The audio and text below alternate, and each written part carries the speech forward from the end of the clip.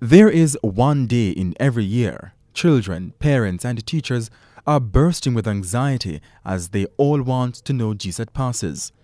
Oftentimes, the schools that are further from the main towns go unnoticed.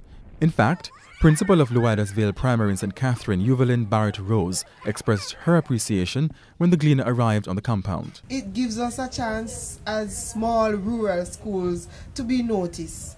We always hear of the top-notch schools and what they are doing, but never, the smaller schools are never noticed for what they are doing. A little further up in the hills of St. Catherine, Principal Marva Rule awards her top girls at Garden Hill Primary with sweets. She is extremely proud of her 29 students who sat the exams.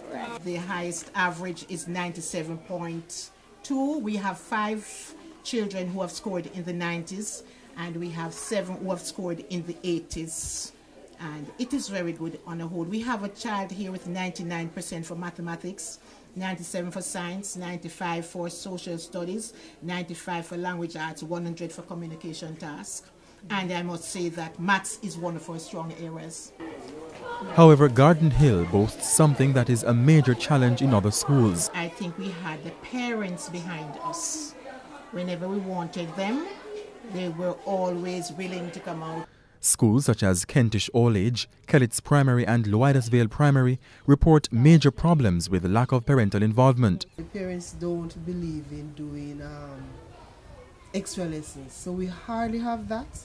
And like other schools who would do summer school, we don't have summer school here.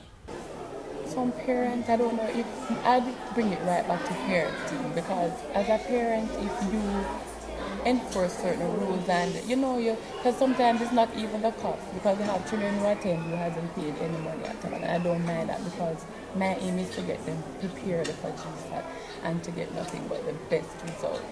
So I wouldn't say it's the cost, but sometimes probably the children don't have that drive. Like in common entrance when we are forced to pass it, GSAT, they're like, oh, miss, the average is like 70 something. I have that average already. Why stress myself when I can maintain that?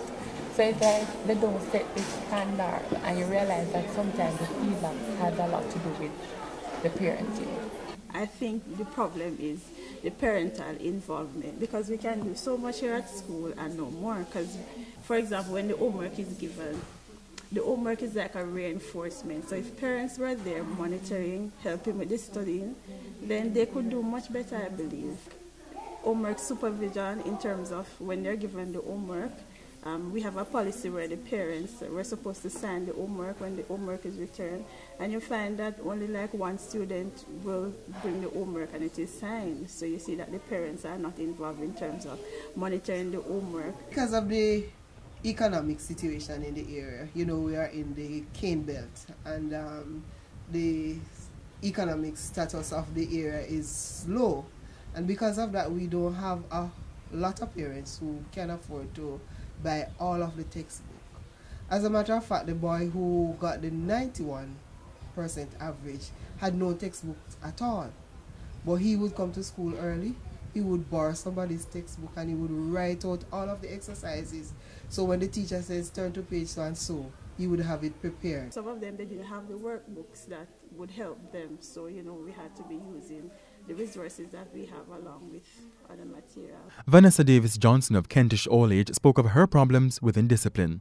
She says discipline problems hindered her 3 students from doing better in GSAT.